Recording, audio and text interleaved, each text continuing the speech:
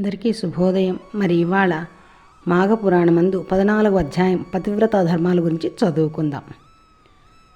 శ్రీశుకులు పరీక్షిత్ మహారాజుతో ఈ విధంగా అంటున్నాడు. ఓ రాజా, స్త్రీలకు విధింపబడిన ఉత్తమ ధర్మములను చెప్పెదను వినుము. ఏ ఆడవారు ఈ ధర్మములను వినదరో వారి మనస్సు ధర్మమునందే ఉండును.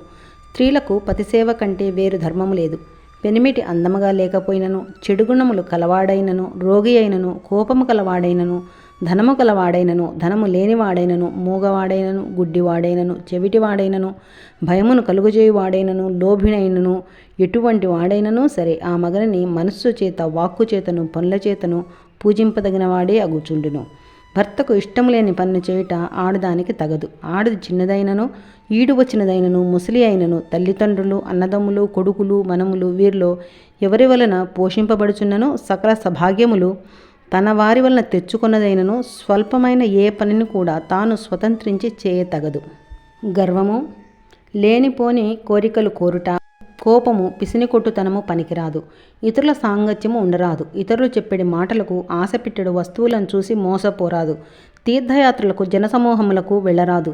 జనసమూహములకు వెళ్ళిన పరపురుషుడి రాపిడి శరీరమునకు తగిలి మనస్సు వికలమై శీలమునకు భంగము కలుగును. ఏ ఇల్లాలు ధనమునకు, ఆభరణములకు, వస్త్రములకు, పదార్థములకు ఆశపడక నిశ్చల మనస్సు కలిగి చెలింపక భర్తనే సేవించుచూ ఉండునో ఆమె 3 లోకములందును పూజింపబడుచూ ఉండును. అట్టి గుణములు గల స్త్రీ తన వంశమును రక్షించుచున్నది స్వర్గమునకు వెళ్ళును. ఇతరులను, వారి చక్కదనమును, ధనధాన్యములను చూసి మోసపోరాదు. స్త్రీలకు దేవుడు గాని, మన్మధుడు గాని, కుబేరుడు గాని, గంధర్వుడు గాని పెనిమిటి కంటే పూజనీయులు, ఇష్టులు కానే కారు. ఏ ఆడది పెనిమిటి సుఖపడిన తర్వాత తాను సుఖపడుచు, పెనిమిటి కష్టపడిన తర్వాత తాను కష్టపడుచూ ఉండునో ఆమెనే పతివ్రత అనిపించుకొనును. ఏ స్త్రీ అత్తమామలను, బంధువర్గమును గౌరవించి పూజించుచూ ఉండునో ఆమెయే పతివ్రత, ఉత్తమురాలు అని పిలిపించుకును.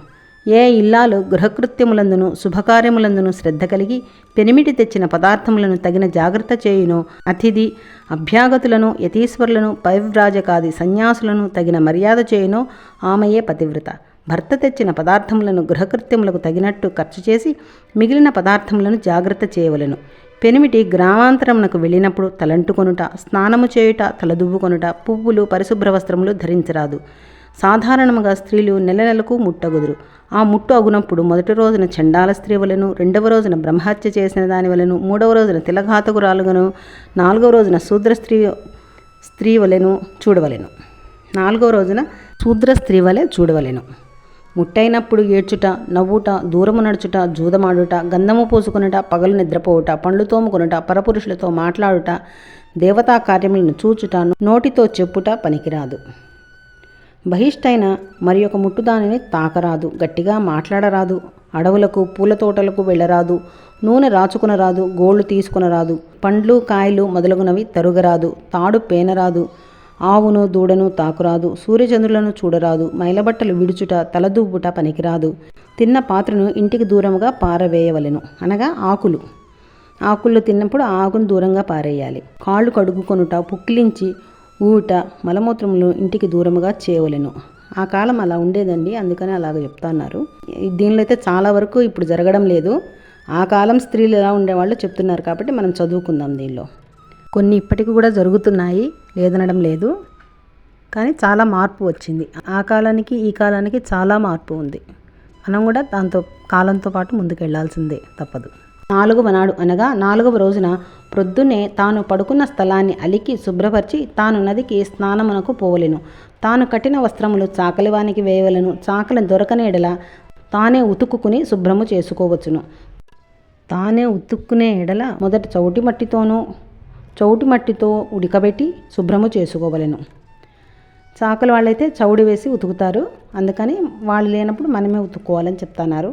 పిమ్మట మట్టితో శుభ్రము చేసుకుని ముఖము కడుగుకుని నీళ్లలో దిగి 32 పర్యాయాలు స్నానం చేయవలెను. నేరుగా వస్త్రములను 30 పర్యాలము దాడించి 30 మార్లు మునగవలెను. స్నానం చేసి ఇంటికి వెళ్ళినప్పుడు తల వంచుకుని ఇతర పురుషులను చూడక ఇంటికి వెళ్ళి మగనిని చూడవలెను. పిమ్మట పంచగవ్యమును పుచ్చుకోవలెను. లేనిచో ఆవు పాలు తాగవచ్చును. పిమ్మట అన్నకబళము పుచ్చుకోవలెను, అంటే అన్నం ముద్ద తినాలి. అన్నకబళము పుచ్చుకున్న పిమ్మట పసిపిల్లలను చూచినను దోషము లేదు. స్త్రీ గర్భిణి అయినప్పుడు నియమము కలిగి ఉండవలెను. దుష్ట స్త్రీతో మాట్లాడరాదు, భయము కలుగు కథలు వినరాదు, నాటకములు చూడరాదు. ముట్టు స్త్రీ స్నానము చేసి వచ్చినా కూడా ఆమెను చూడరాదు. సుఖముగా ఉండు పనులు చేయవలెను. ఒళ్ళు విరుచుకొనరాదు, పకపక నవ్వరాదు, గట్టిగా తుమ్మరాదు, గోండ్లు పెదవులు పండ్లు కొరకరాదు.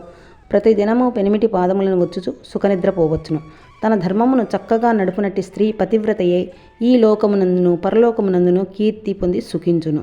ఇట్టి పతివ్రతా ధర్మములందు ఏ స్త్రీ శ్రద్ధ కలిగి ఉండునో ఆ ఇంటి స్త్రీ పురుషులు సుఖముగా ధనధాన్యములతో సుఖించెదరు. లేనేడల దేశాంతరమునకు పోవుట గాని అడవికి పోయి ఉండుట గాని మంచిది. ఈ చెప్పబడిన పతివ్రతా ధర్మములలో కూడిన భార్యలు కలవాడే మృగశృంగుడు సంసార సుఖమును పొందుచు అతిరాత్ర చేయము, వాజసేయము మొదలైన యజ్ఞయాగాదులు చేసి కృతార్థుడయ్యెను. ఇది స్కాందపద్మ పురాణ అంతర్గత మాఘపురాణమందు పతివ్రతా ధర్మములు అని 14వ అధ్యాయం సమాప్తము.